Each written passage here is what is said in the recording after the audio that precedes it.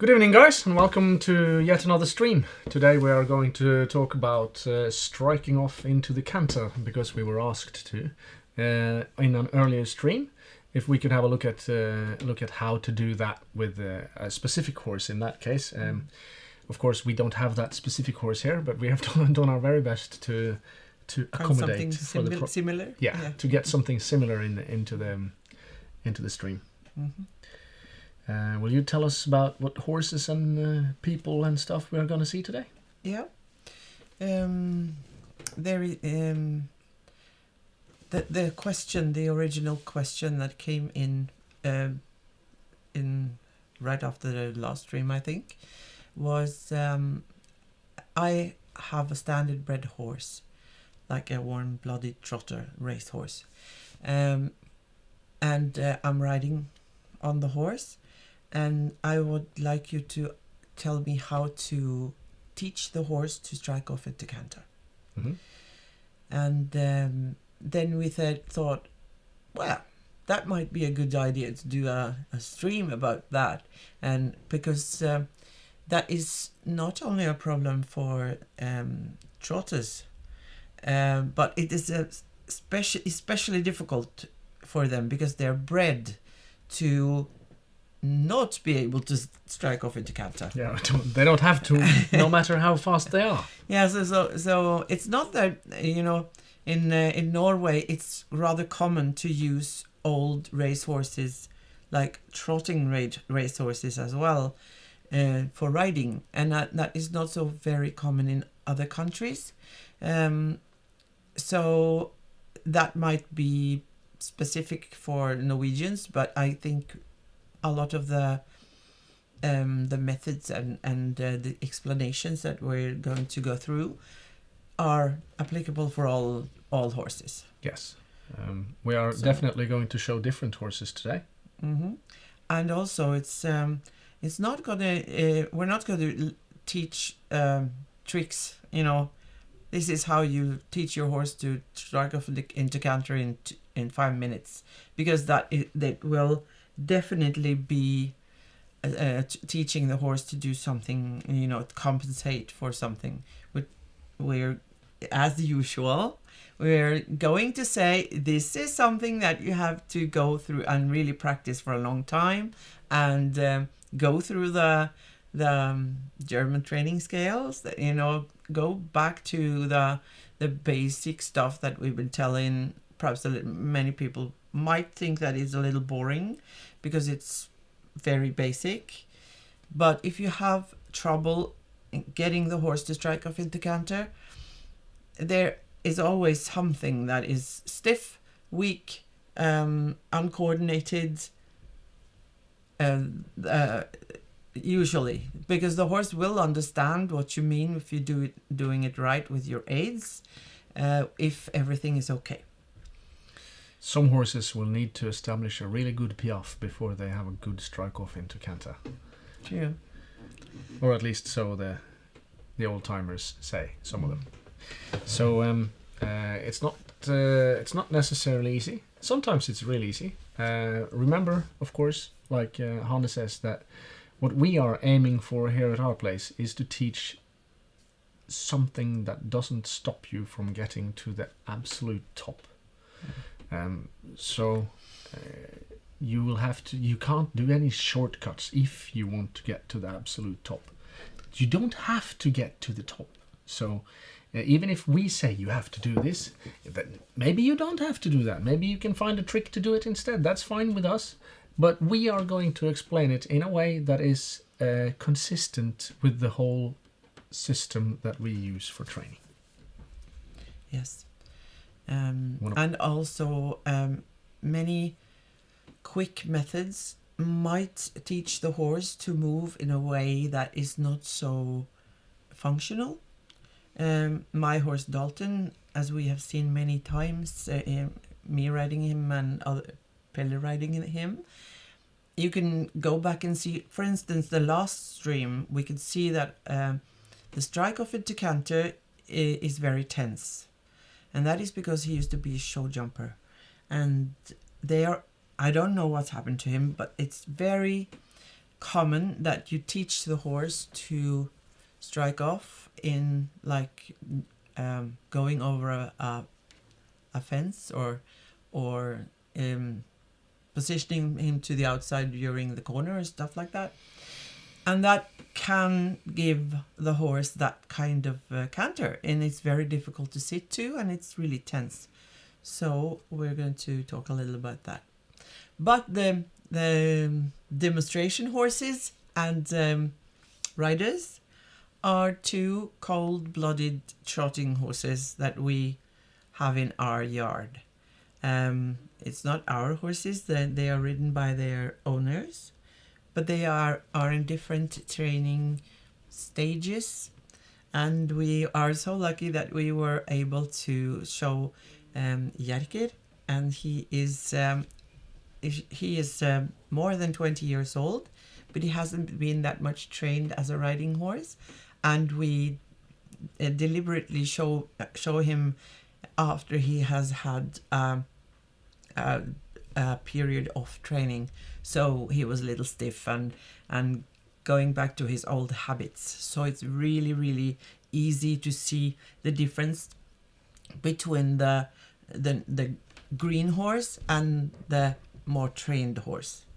And we're going to show you as well on your Mandarb that also has some problems in doing the strike off. He's a young horse, but he's a riding horse. Yeah. Should we roll the first video? Yeah.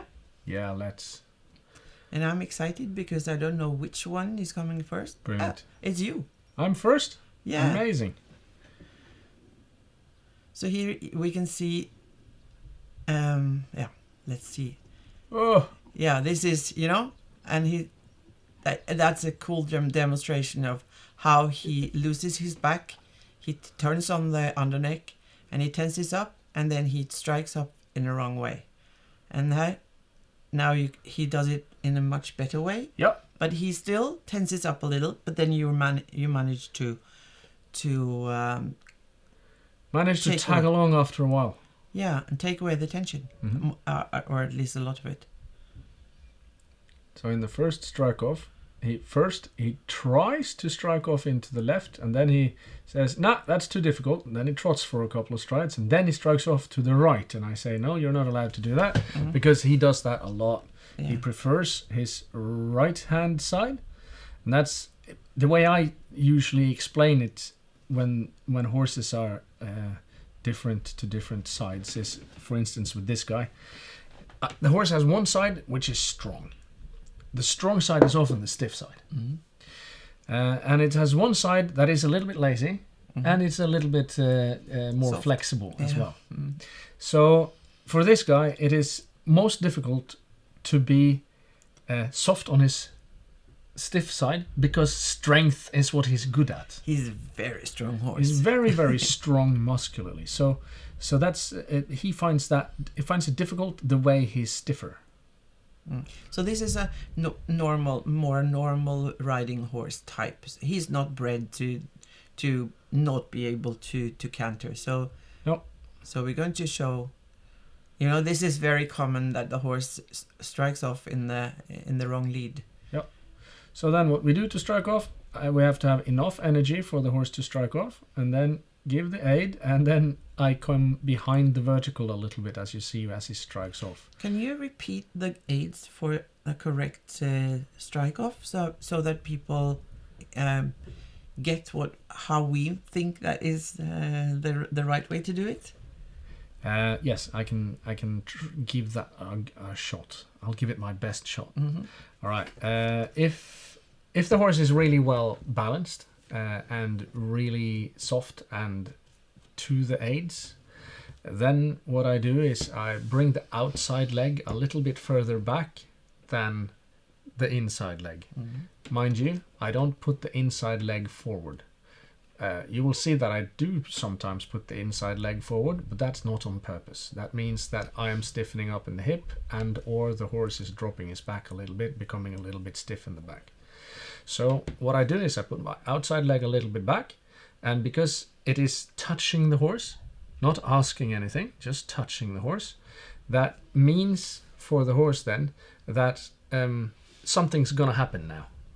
Mm-hmm. Also, I will make sure there is enough energy in the gait that I'm currently in, that I'm certain it is enough to have a good canter. Mm-hmm. I'm not. You can't just let the horse walk like this and then suddenly it should be able to canter like a ballerina. That won't do. So you'll have to put the energy to a level where it will fit with the canter you want after your strike off. So put my outside leg back, and then I open the inside hip and I touch the outside leg just after. That's what I do when I strike off. And then you can give 10,000 different variations. Sometimes I strike off from the inside leg, sometimes from the outside leg alone. Sometimes I just open the hip or lift the hips even. Sometimes I might, not on purpose, but sometimes I might tense up and the horse breaks from a trot into a canter because he needs more power to break through my seat or something like that. So there's a billion shades. It's complicated. There's a billion shades of how to strike off into canter, but most easily outside leg a little bit back. I keep my calf in touch with the horse, so the horse knows that something's gonna happen, and then I sort of strike off. If I have enough energy, I don't give more energy with the inside leg, but if I don't have enough, I make a little bit of energy there, and then I catch it in the outside leg. So cha-cha. Yeah, and you get this sort of because in the canter the horse gets a little like a parallelogram. Yeah, the two sides aren't even, so the horse is like now he's straight, you can see that, and then I want this sort of so the inside is more forward. It's like this. Ooh. And then nice. You can canter to that side. So if the horse sometimes when you want to canter to this side, you put the horse in this position, and when he's doing the strike off, he quickly does this. So he bends himself to the other side, and then he is able to do the counter canter because especially if the horse is flexible to the right. So it's important to understand that, and we're going to talk about that several times, I guess, how we could use different exercises to make the horse doing this parallelogram thing. So you enable different qualities that make the horse able to slant himself like that. So you might need more flexibility through one haunch or one shoulder. You might need more energy from one haunch, or you might have to even open the back up on the top. Different little things you can do to improve the quality of the canter. To make it easier for the horse to do it right as well. Yeah, definitely. Can we watch this same video once more, please? And just let it roll if you like. Right. So you see here that with this particular horse, I have to shorten him up quite a bit. And that is because he hasn't yet been trained well enough that he will be balanced, as you can see, when asked to strike off into canter. So if I just ask him in the way I just told you, that you should canter now, he will just run at a trot. Just run flat out. And I'm like, why are you doing this? And then he can keep running until he will fall into something that resembles canter.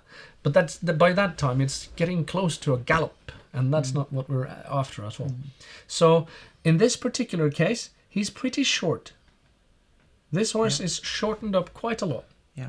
And that is for that specific reason. If I don't, he'll just run. You might also say then that he needs to be he needs more training before he gets it right, but he's just on the verge of getting it. So we're just about getting it right now. Because the second one was quite all right. It's all right strike off. No perfection, of course, but we're not looking for perfection. No. I am. Yeah, I know. All right. Should we go for the next one? Yep. And that's going to be exciting to see what we find. Yeah, this is Jerker.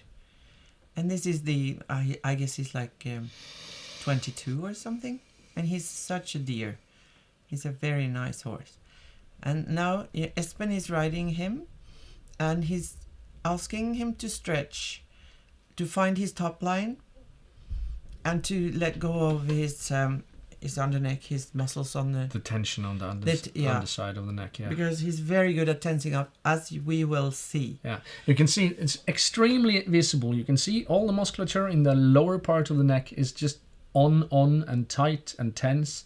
And then as he gets past, here we go, there it's sort of getting wobbly. See, all of it gets wobbly, right? So trotters, as this original question was about a trotting horse, when they run really fast, they have to use their underneck to help lifting the front legs really fast forwards. So if they have, and Jerker has been doing races, so he knows how to move fast. So it's like in his instinct, whenever there is you just drop the back and turn this thing on, yes, and we'll see that. We can see that. So what we're doing here is also saying this is something that you need to train first in walk, then in trot, and so after that you can strike off into canter. Yep. Yeah. So this is how you train it in walk. Mm-hmm. Roll on. Mm-hmm. Now let's see what's here. Here is Ida. We're switching horses again. This is another race trotter, but more trained. Yeah. You see that he is able to do a fairly alright strike off into canter, becoming a little tense in his underneck and his back as he strikes off. But now he's becoming better and better as she rides on, stretching his top line more and more, becoming bigger in his stride. And stretching very well calmer. Here. You can see that she's doing some half halts on the inside rein because Jöndar is the horse. He is also a cold-blood trotter. Mm-hmm. He is also very, very strong in his underneck. Yeah, very. But he has been Ida has been training him for like 1.5 years or something. Something like that. And he's been going from being very strong on the underline to be strong in his top line. Yeah. And now you see here how he stretches his whole top line and his underneck. You can see there in a couple of strides, you see it wobbling again. Yes. Very nice. So that is what we're looking for. Yeah. So then perhaps the next one? I think we just roll on. Yeah. And here is, now we can see how he's doing in trot. This is full underneck on, and Espen is very good at making him relax a little. Yeah. But just by then, and this is the positioning thing again. Positioning him to the inside and letting go a little. And then he ran a little, lost his balance, try again. Yeah, because he what he knows is that when we're trotting and we're going to do the canter, then we must hurry. And then he turns on this tension in his underneck just automatically. So it takes a long time to train the horse to do it differently. So if we're seeing now, I think at one point here, you can see that he was suddenly a little slower. Mm-hmm. And then he's tensing up again and running. And it's very important here not to pull at the reins, as we have said many times. You do half halts, and then you have to take the contact and hold a little, and then you give with your hands, and then you try to stretch the horse with the nose in front of the vertical, and the horse will lose it. Like a horse like this, and especially a standard bred, and that comes directly from the racetrack, will be very difficult to ride like this. And the standard breds, I'm not quite sure where I got that from, but I've heard that the standard bred has got a longer femur than other horses, like the thigh bone, it's longer, like anatomically longer. So it's more difficult for those horses to actually canter. And also it's difficult for them to trot in a slow pace rhythm. And that is the reason why also that it's a good idea to train those things, because then a horse needs to be able to sort of collect all these long grasshopper legs underneath them, because it is possible, but then the horse needs to train how to bend his hind legs. And that is sort of a collection thing that we have been talking about in earlier streams. So I recommend everyone that wants to understand this to watch the ones that are about the German training scale. Yeah. Shall we? We can roll. Watch more. Yeah.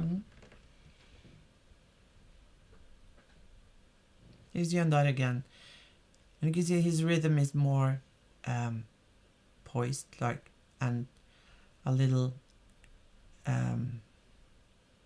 more balanced. Yeah. He's not collected. You can see that he's quite his hind legs are not very much under him. No. So he's just learning to balance. It's not very advanced, but you need this first. Yeah. And you can see now he broke out of the canter. I think he did it by himself. And it was at the same time as he lifted his tail. Yeah, and dropped his head and changed the rhythm. Yeah, because I guess he was about to change the rhythm in his hind legs. Trying to stretch at the middle, I think. Yeah. But we can see here, if we prepare to see him it when the next time he comes around, because it's important to watch the canter in itself.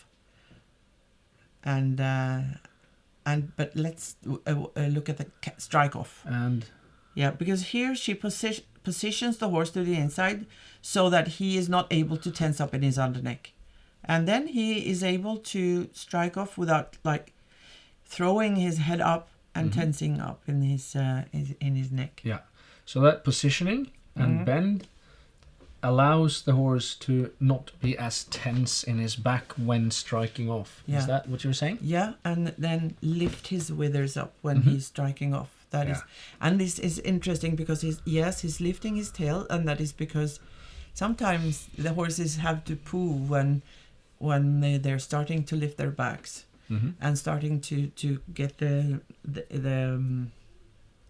hindquarters under. Yeah, now we can get the strike off at half speed.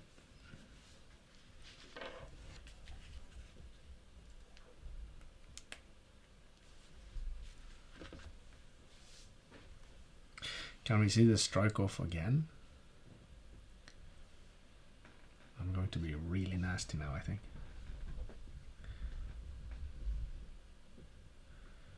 You see that he's positioned quite a bit to the inside, but he's to the outside rein. Yeah. I'm just looking at the legs at the moment of... So he actually powers off with the inside front. Yeah. But he's not on the hindquarters. No. Because you can't, when talking about a standard bred that is not able to do the strike off, we can't ask him for a collected strike off. No. Or when you need to just begin with something that is more balanced than just running away. Absolutely. But as soon as you've started it, it's difficult to keep progressing. Yeah. But that's what the dressage training is all about. I say something about that because it is important. Right. So what we were looking at now was I was looking at when the exact moment when the horse struck off from trot into canter, was when he took the inside fore and pushed off with it, and you can see him push himself up like that, and then he can swing the hind legs under. So that's not really what we want. We want the horse to have his withers so much up already that swinging the hind end under, because also, of course, the hind end is so flexible and strong that it shouldn't be a problem. If all of those things, then you can get a strike off that comes from the hindquarters lifting the front, which is the opposite. Yeah, that is the goal that we want to go. So the goal of training is always to move the weight from the front to the back of the horse. And as part of that goes that the horse needs to start with the hind leg. The first muscles that come on tension will be under the most tension. Is sort of a rule of thumb in weight training as well as in all other sorts of movement. So what we have to do then with a horse like this, for instance, is that we have to, on the one side, we have to let him stretch his top line out a bit, because there are tensions there.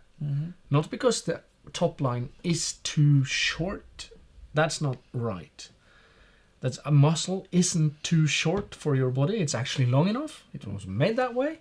And then, but you have made some, maybe not you, but I have the brain. My brain has made some ideas that say that I can't get into the splits. And that's just because I have never practiced going into the splits.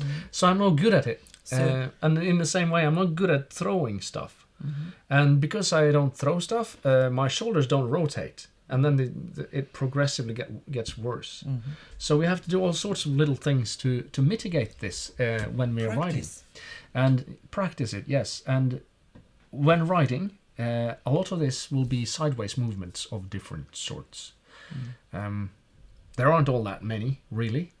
There's the shoulder in. Everybody knows what a shoulder in is? No? Moving on a straight line like this, bent to the inside, that's a shoulder in. Perhaps the next stream should be about the lateral movements. Yeah, we can do that. But we have to, they are important for the canter work. Yeah. So we can also do haunches in. Yeah. On a straight line, or even better, on a circle.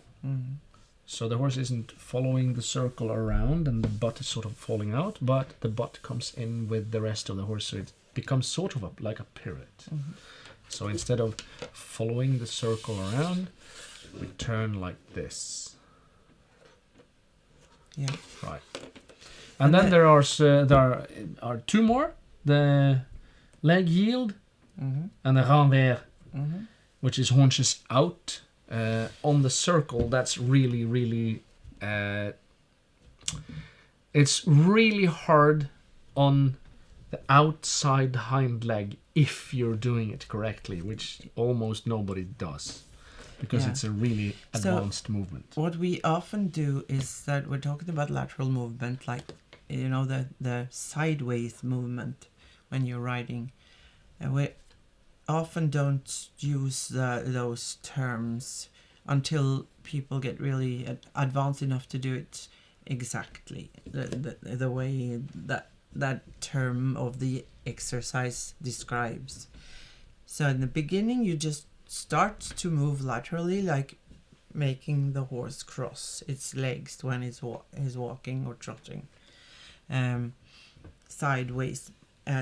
Sideways forwards, because then it stretches the muscles and it helps the diagonals to become more stable and more loose and more coordinated. So it often is very helpful for horses that struggle with the canter. Yeah, I have to explain one more thing. Yeah. Hanne says sideways forwards, and I'm like, what? And everybody's like, what does that mean? The point is, if the horse, this is some of the legs of the horse, if he's supposed to move sideways this way, if he moves sideways like this and then forwards like that, he won't get any good at what. This is important. I'm not saying that you did anything wrong. I understand. The point here is that you have to, one leg moves forwards and the other leg moves across it and sideways. Yeah. And then that pushes off, and then you move the whole horse to that side, so the leg now moved to this, and then this leg moves forward again, and that one moves sideways. It's much easier for the horse to go this way. Yeah.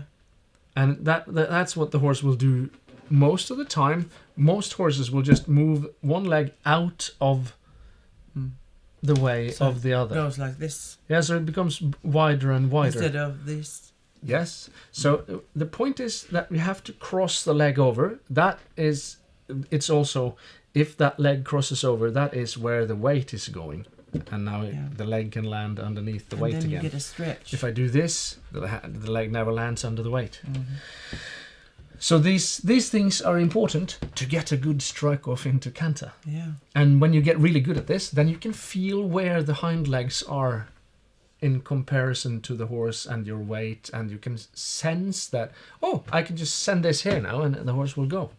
And you said about this this old saying that you need a good piaffe to be able to do a good strike off. Some horses. Yes. And that is, of course, for all the people out there who really look for the really advanced strike off.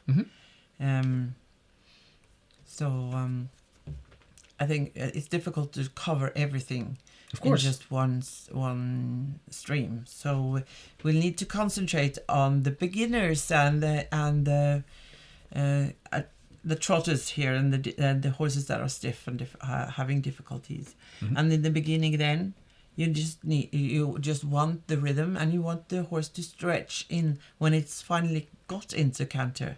Because if you're fussing too much about the strike off, the horse will just become unsure of himself and starting to stress, because it's impossible for the horse to get into the right rhythm without sort of trying and practicing. Yes. Just like you can't just jump onto a slack line and do it, and if you get punished because you can't do it the first time, then you will never try it again. Or if you try it again, you'll be so tense that it doesn't help you at all. Yes, yeah. That's the reason, and we'll see when we see Ida again with the Yenda, the brown horse. We can see that she's practicing letting the horse canter for a long time after the strike off, and letting him stretch more and more. And when he stretches, his hind legs will come more active. Yep. Roll next then. Yeah. Yep. And now we see, because Espen is trying now more and more. You can see it here. He is asking him to relax in his underneck, and he's managing. Jerker is managing that for some seconds at the time, and this is the way to start. Yep. To start training a horse that has problems with his strike off. Yeah. Because then when you do this, you can see if the horse is stiff in the joints between the skull and the neck, then you need to fix that first. That is always the case. Yep. And here it's very good. And if you do it in walk, the horse can be relaxed and you have time, so that you don't have to pull at the horse and make the horse more tense. Yep. And you see this work that Espen is doing here, it doesn't look much glamorous, does it? No, but He's walking the horse, and sometimes he manages a few strides that are really good. Yeah, but it looks nice. Yeah, it looks harmonious and relaxed, and the horse goes, "Oh, I can't do it. Oh, I managed. Yeah, I can do it. Oh no, I lost my balance again." And here you can see that he actually managed to do a strike off. Yeah, and without running that much. Yep. Oh, but it was difficult. I had to cough really bad for that one.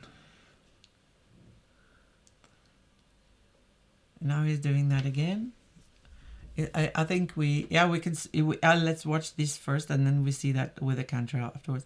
You can see here, the demonstration of this tensing up, and I want to run really fast in trot. As soon as the rider asks for a little bit of energy, the horse just pulls his head up and drops his back and starts flunking along at something that doesn't even resemble a good trot. And you see Espen does it very well. I think he stops him like gently with the reins, and as soon as Jerker listens, here you can see that thing that he's running. That was. He did try.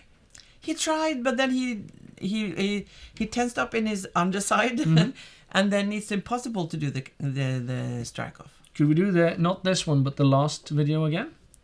The one when he actually managed.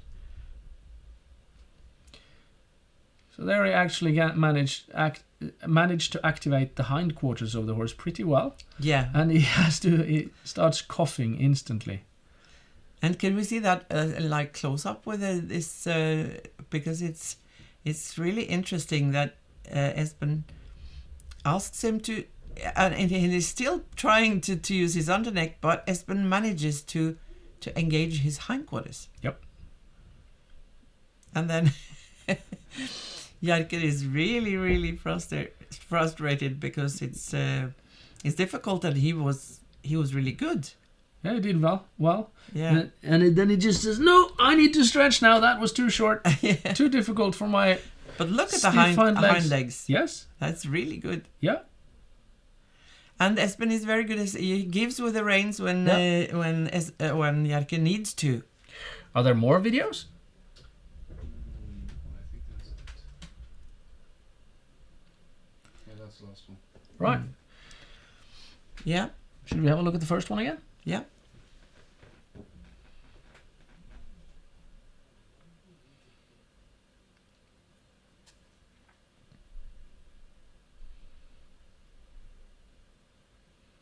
You see, he tries to use his hind legs into the canter, Yeah. but he's not able to do that sideways No.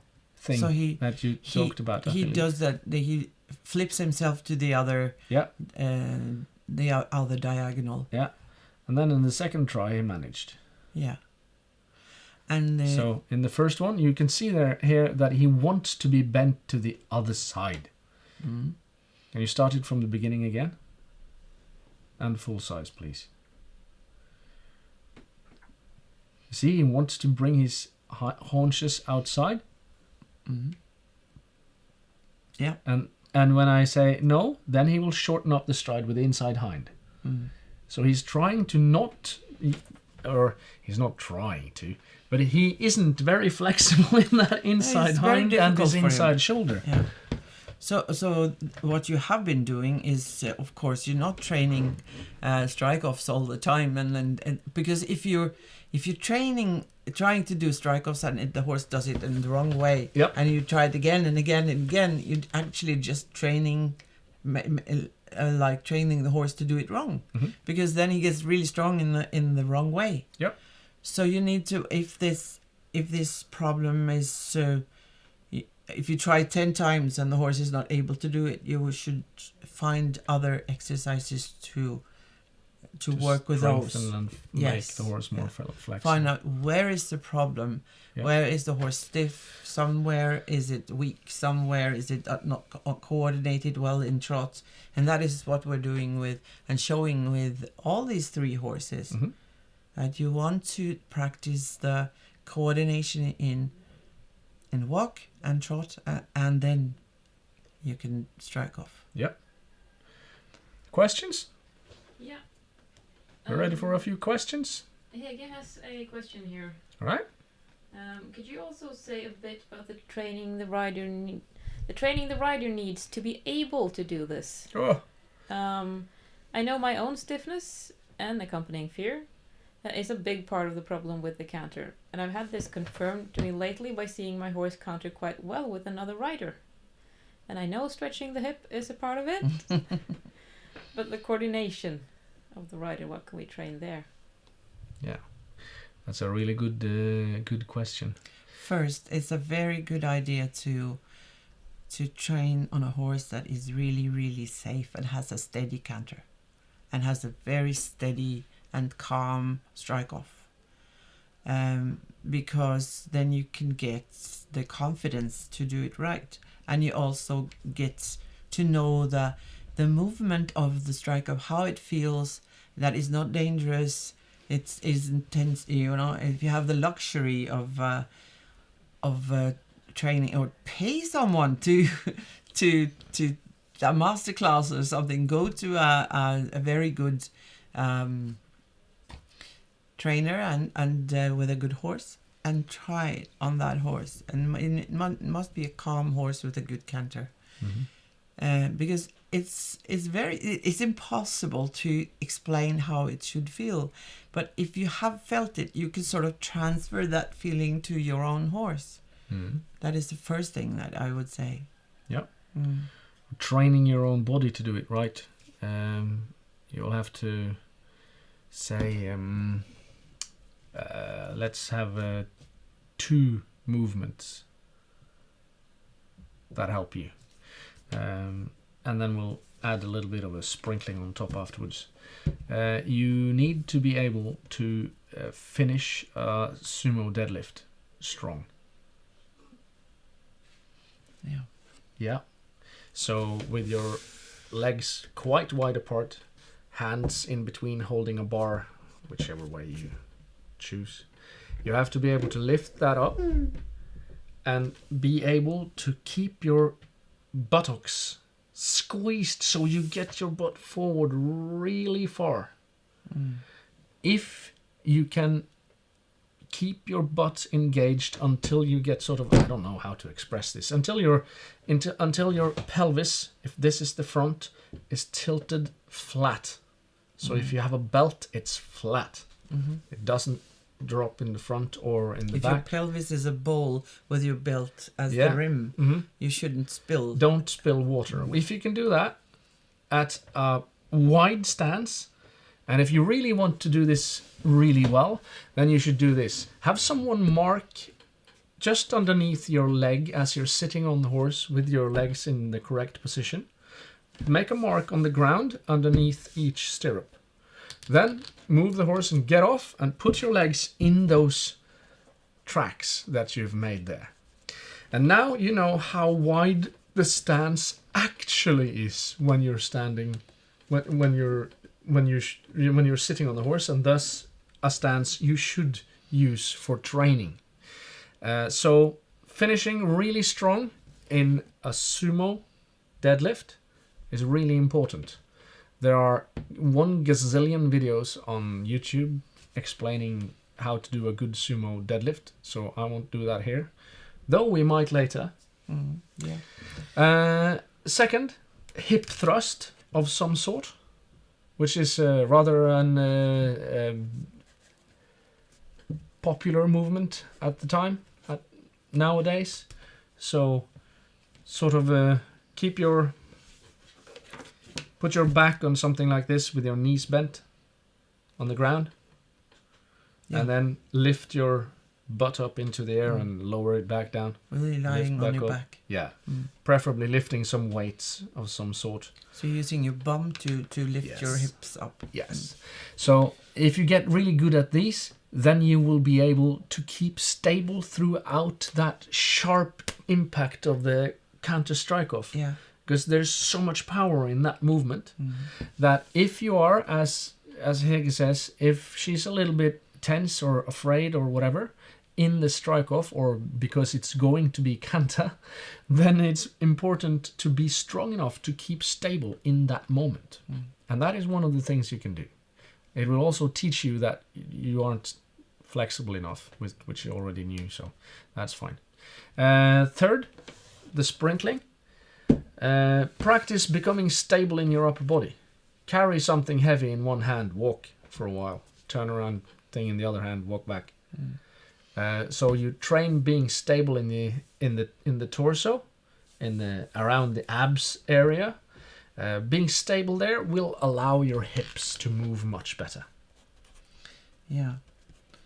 And some exercises that you can do while you're sitting on a horse is, I know that Hege knows this, but for the others, if you sit on the horse and you put your legs, your knees over the front, the knee pads of the saddle, and then you tuck your like tailbone under you, so that the pelvis is moved like this. So you move as far forwards in the saddle as you're able to do.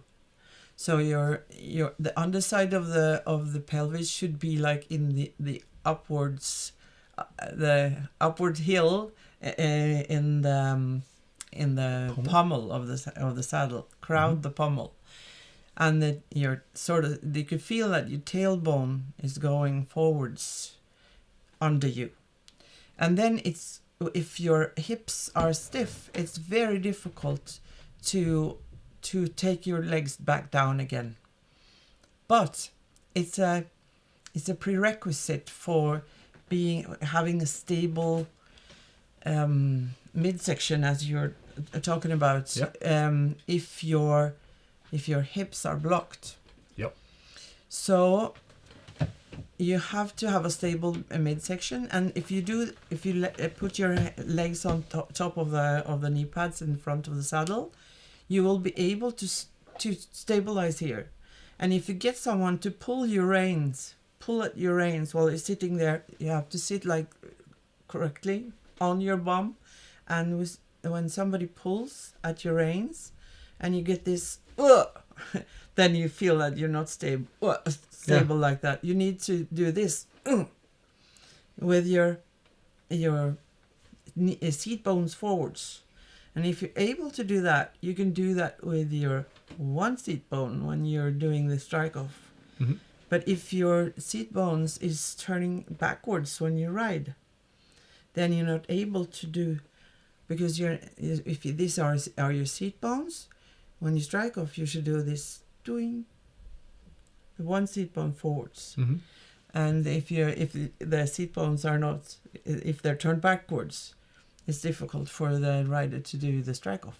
Yeah, and absolutely. you will become tense because you're unstable. Very good.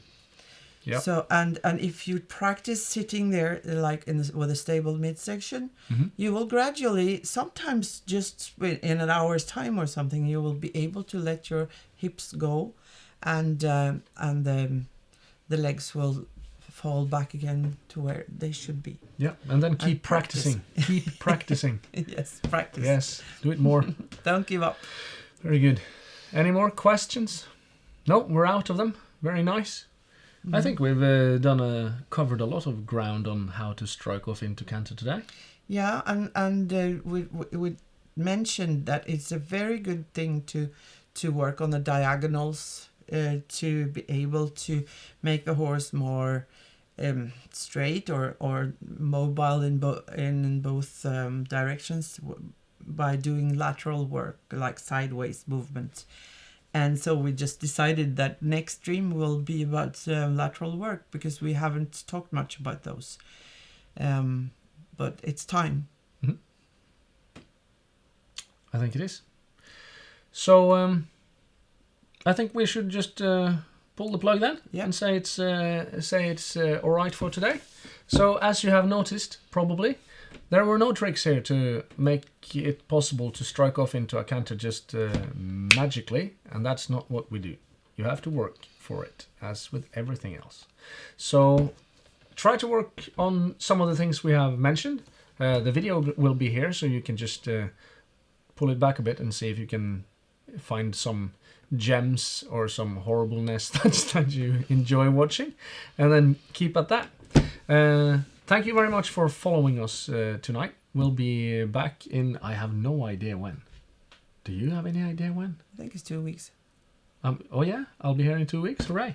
Yeah, we'll be here in 2 weeks to do another stream. The point is that we're starting our summer clinics, and he's going away on Tournaments and stuff. medieval tournaments. So there's going to be a lot of things happening here. So, but we'll keep you posted. Mm-hmm. So next time, sideways. Thank you, guys.